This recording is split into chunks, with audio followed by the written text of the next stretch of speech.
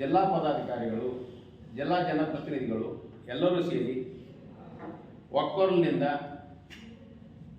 ಪಕ್ಷದಿಂದ ನನ್ನನ್ನು ಮುಂಬರುವ ಚುನಾವಣೆ ಅಭ್ಯರ್ಥಿಯನ್ನಾಗಿ ಘೋಷಣೆ ಮಾಡಿದ್ದಾರೆ. ಘೋಷಣೆ ಮಾಡಿ 1 ತಿಂಗಳಾಯಿತು.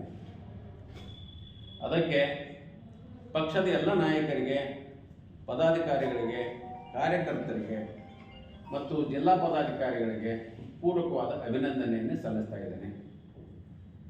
ಮತ್ತು ಈ ಚುನಾವಣೆ ಕಾಂಗ್ರೆಸ್ಸಿಗೆ ಬಹಳ ಅನುಕೂಲವಾದಂಥ ಚುನಾವಣೆ ಇದೆ.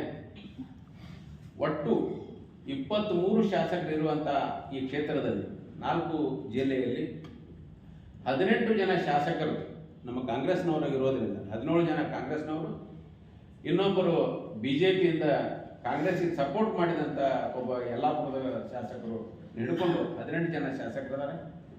ಕಾಂಗ್ರೆಸ್ಸಿಗೆ 5 ಜನ BJP ಶಾಸಕರಿದ್ದಾರೆ. ನಮ್ಮ ಎಲ್ಲ ಶಾಸಕರು ಮತ್ತು ಕಾರ್ಯಕರ್ತರು ಭಾಳ ಕ್ರಿಯಾಶೀಲರಾಗಿದ್ದಾರೆ. ಅವರು ತಮ್ಮನ್ನು ತಾವು ತೊಡಗಿಸ್ಕೊಂಡು ಈ ಚುನಾವಣೆಯೊಳಗೆ ಸಕ್ರಿಯವಾಗಿ ಕೆಲಸ ಮಾಡೋದ್ರಿಂದ ಇನ್ನೂ ಹೆಚ್ಚು ಮತದಾರರ ನೋಂದಣಿ ಮಾಡುವಂಥದ್ದು ಮತ್ತು ಮತದಾರರಿಗೆ ತಿಳುವಳಿಕೆ ಕೊಟ್ಟು ಅವ್ರ ಮತಗಟ್ಟೆಗೆ ಅವ್ರು ಕರೆದುಕೊಂಡು ಬಂದು ಮತದಾನ ಮಾಡಿಸುವಂಥ ಕೆಲಸವನ್ನು ನಮ್ಮವರು ಮಾಡ್ತಾರೆ. ಹೀಗಾಗಿ ಕಾಂಗ್ರೆಸ್ಸಿಗೆ ಈ ಚುನಾವಣೆಯೊಳಗೆ ಉತ್ತಮ ಭವಿಷ್ಯ ಇದೆ ಅಂತ ನಾನು ಹೇಳ್ತೇನೆ.